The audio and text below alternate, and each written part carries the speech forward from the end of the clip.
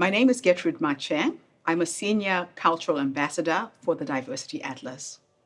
As a woman of color, being African, over 50, having lived in multiple countries, I've always found myself excluded in certain data sets, and I'll give you an example. I worked as a professor at a university in the United States, and my needs as an African immigrant were completely different. Every single survey I took, the only box I could tick was African American.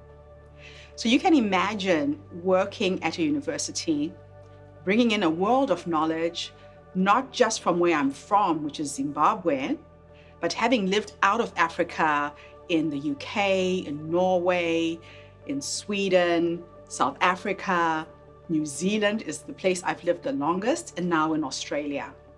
So a lot of who I am can be missed. And not only that, I've had multiple careers. I started my career in IT as a COBOL programmer back in the day. I've worked as a systems analyst, project manager. I've run 5 successful companies in New Zealand. A lot of me gets missed out unless somebody takes time to sit and have a conversation with me or have an accurate survey that reflects who I truly am. So I bring in a wealth of knowledge of all of the countries I've lived in. And not only that, it's the countries I've visited, countries I've worked in. I've been to 56 countries around the globe. So a lot is missed when the DEI consultants don't have accurate data.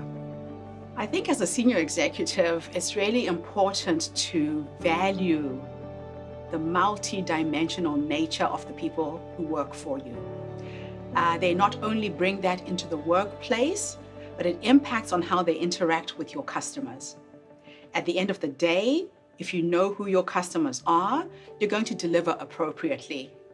So I think it's really important for any senior executive to make sure that they measure and get the accurate data that can really help the organization grow.